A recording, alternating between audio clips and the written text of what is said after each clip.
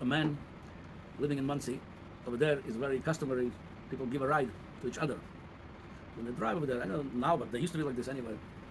And one time, one businessman in town gave a ride to somebody to take him home.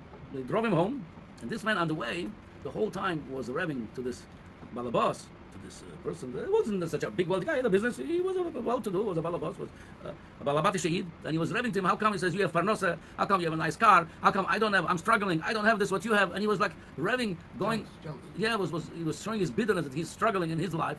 And this man, the guy, he was just a nice guy, gave him a ride, and he's getting all this full of ear of his kindness. He says, I didn't do anything wrong to him. I'm just going to give him a ride.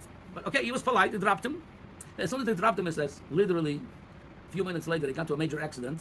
So the car was totaled, and it was a miracle he came out alive. He was all shivering, and he went to the Vision Rebbe, the Vision Rebbe in Muncie. And he told him what happened. He said, I gave a ride to somebody. I don't know him, nothing personal. And I just gave him, was kind to give him a ride. And he gave me all this mishaberach about why I'm well-to-do and he's not. And after that, I felt like his kpeida, his anger came through with that accident.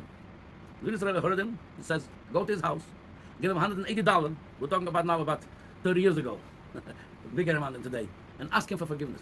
He didn't do nothing wrong to him. He just gave him a ride. Ask him for forgiveness. He said, and everything will be fine. He did that. He went back. He gave him $180. Said, please forgive me. For what? He didn't do. The idea is, we see from the same idea it says over here. Avram and Sarah didn't do anything wrong. He didn't have to take Avram's wife. When you find out that's my sister, my wife, what's your business? My family. When you need to see a girl, a woman, and take her. But still, they did extra protect. They didn't tell him all the truth just to be protected. L'maaseh, Avimelech cursed them. The kpeida, the anger was there. And it came through. Something came through. Something we have to be very careful. Try the best we can not to get on the wrong side of anybody, because if somebody gets angry, you never know that anger could come true. It's not about right or wrong. There's the anger, there's dinim over there that's come through. So we have to try the best to be nice people, not to get on the wrong side of everybody, because when God forbid there is a kpeida, there is a anger, there is a curse, even a clear as idiot that could come through. That's why I was saying, stay away.